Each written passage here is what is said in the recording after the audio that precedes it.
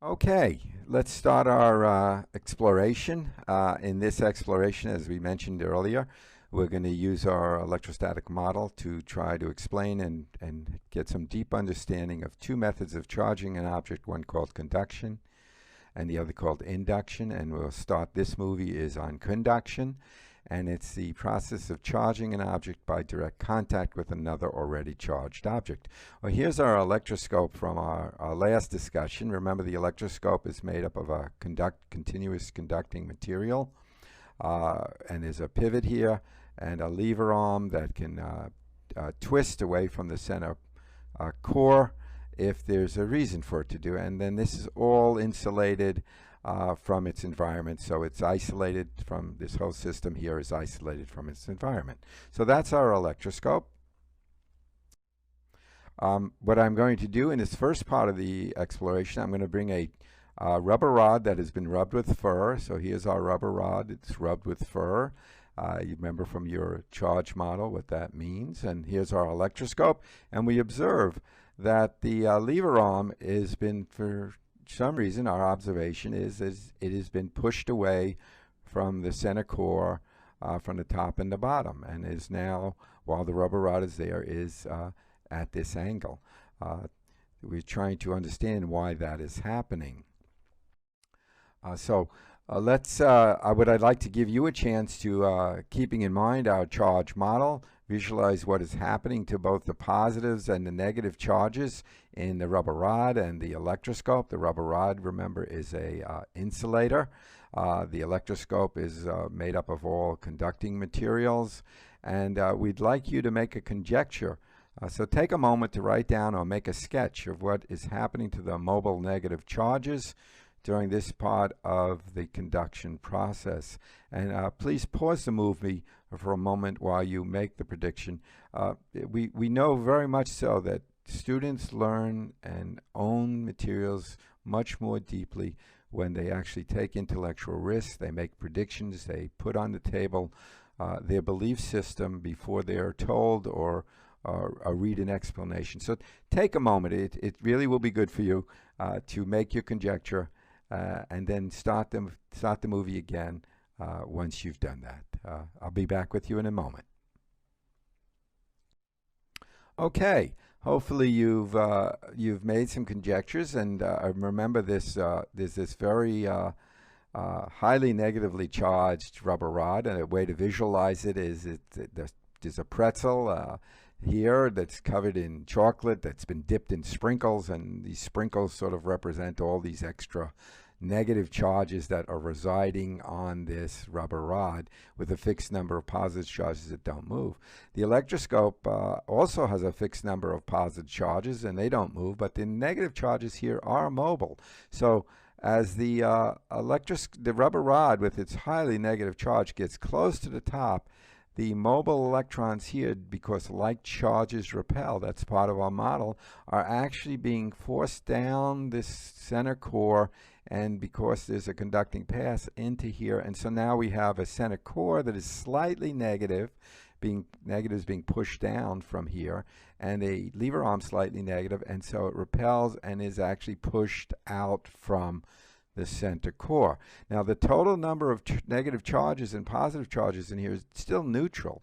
This is still the same number, but they've been redistributed due to this presence of this negative charge up here. So this is still a neutral object, but a redistribution. Sometimes we say the object has been slightly polarized, the top part being slightly positive and this bottom part negative. Is that what you conjectured? All right. So now what I'm going to do, I took the rubber rod, this rubber rod rubbed with fur, this highly negatively charged rubber rod, and actually touching it and slightly rubbing it against the top of the electroscope, the conducting surface of the top of the electroscope, and we see that the lever arm is even pushed further out. So we would like you again to conjecture, to think about, visualize what you think is happening to the electrons in both the rubber rod and the electroscope during the process. So please take a moment to make the conjecture, to either draw a sketch or write down your thinking on what is actually going on with the electrons and the positive charges, the negative charges within this two-object system. So why don't you pause the movie for a moment, and at least think through, state in your mind. If you don't write down, we'd prefer you actually draw a sketch or write down. But take a moment, please pause the movie and make a prediction of what you think is happening. All right, welcome back. So what is going on now is the negative charges that are, you remember the visualization I gave you of the pretzel with the sprinkles? These sprinkles here are actually now rubbed onto, the negative charges actually rubbed onto the conductor. Remember, it was polarized, so the top of the conductor was slightly positive and the bottom slightly negative. And so these negative charges that are right on the surface of the rubber rod are now actually transferred onto the conductor and are continually pushed down. So the core of the electroscope and the lever arm are even more highly negative, as these negative charges are very close to the top and actually transferred into the electroscope at this part of the process. Well, here's the electroscope after I removed the rubber rod. I hope you can observe that the lever arm now is somewhat more repelled from the center core than in the very first one when the rubber rod was way up here, but is not quite as far repelled. The angle is not quite as large as it was when I actually had the rubber rod touching here. There is nothing now causing any unbalance or non-uniform distribution of the charge in here. It is uniformly charged, but it actually now has an excess of negative charges. Those, whatever number, 10 billion, 10 negative charges, whatever that stands for, that has transferred here are now nicely uniformly distributed onto the electroscope, and so it's permanently has a net permanent net positive negative charge. It's not permanent, we can remove it, but right now it has a net negative charge, and so the lever arm is pushed out from the center core because like charges repel, and this now has an unbalanced negative charge. What I'd like you to think about is, what do you think would happen to the lever arm on the electroscope if I now brought a freshly rubbed glass rod near the top of the electroscope? I'm not going to let it touch, but I'm going to bring a freshly rubbed glass rod with silk near the top of the electroscope. What do you think would happen to the lever arm if I did that? And secondly, I'm then going to remove that glass rod and bring a freshly rubbed rubber rod and bring it near the top of the electroscope.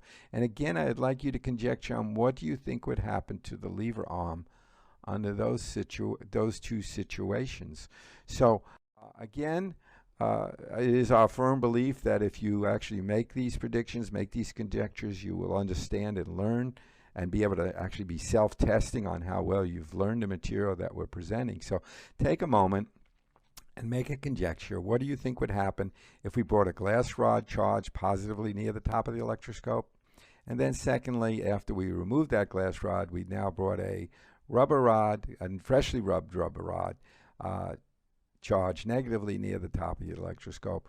What do you think you'd see happening to the lever arm under those two circumstances? So again, please pause the movie for a second, reflect on these two queries, and then restart the movie after reflecting on these two queries. See you in a moment. Okay, well, here's the glass rod brought near the top. The glass rod has a deficit of negative charges, so there's some missing negative charges from here. And what happens is some of the negative charges in this electroscope are actually brought back up or attracted up more towards the top of the electroscope. So we're bringing some of the excess negative charges up from the bottom. So we're causing the distribution within here of the excess negative charges no longer to be uniform. It's still exactly the same number of negative charges here as it is here in this top picture, but we've redistributed them because of this positive source here, some of the negative charge moved up, so the repulsion down here is slightly less, and the lever arm is not the angle is smaller than it was in the original case. Now let's look at the case with the rubber rod. I hope you saw this, predicted this as well. With the freshly rubbed rubber rod near the negative charges that were uniformly distributed up here, some of those negative charges that were out here are forced by like charges repelling again further down into the electroscope, causing the lever arm to create a larger angle, a larger repulsive force here, and so the lever arm is pushed out much further. But again, I want you to remember that the number of negative charges, extra negative charges here, and in this top picture are all identical. It's just how they're distributed because of the influence of the positive rod or the negative rod or no rod. There's no transferring a charge, it's just the redistribution. I hope that makes sense to you.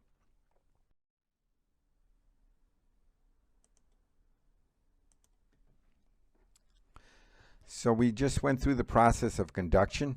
In that case, a charged object, in our case was a rubber rod, a charged object was touched to an uncharged object, and the uncharged object acquired the same charge as the charging object. That's what happens during the process of conduction. The charging object and the charged object obtain the same charge. I just want to remind you a little bit about what happened with our case. We had the rubber rod. It was rubbed with fur, so it had a lot of negative charges on it.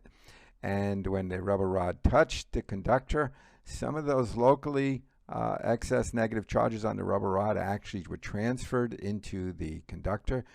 In the conductor, the electrons are mobile, so they could flow, and they redistributed themselves. On the rubber rod, which is an insulator, those missing negative charges, it's sort of analogous to if you went to a haircut and electric razor was used, you get a little buzz cut in one spot, and so the rubber rod now is basically still covered with a lot of electrons except in that one spot. And because it's an insulator, the electrons from the surrounding areas don't easily flow back into that spot. But regardless, when you charge by conduction, the object being charged acquires the same charge as the charging object. And so here, in our case, we have a negatively charged electroscope charged by a negative rubber rod. A final slide of this movie, we look at neutralizing or grounding, sometimes it's called, the negatively charged electroscope. So the electroscope had an abundance of negatively charged. Negative charges repel, so if they have a pathway to get away from each other, they will do that. By putting my finger on the top of the electroscope, I actually make a pathway for the excess electrons that were on the electroscope to escape out through my hand into the ground, and we call this grounding. And so the electroscope is now neutral again. And so there it is, an uncharged electroscope. And so that concludes our exploration on conduction. And when you're ready, please watch the movie on induction. I hope you enjoyed this and feel you understand the material, and we'll see you in a few moments.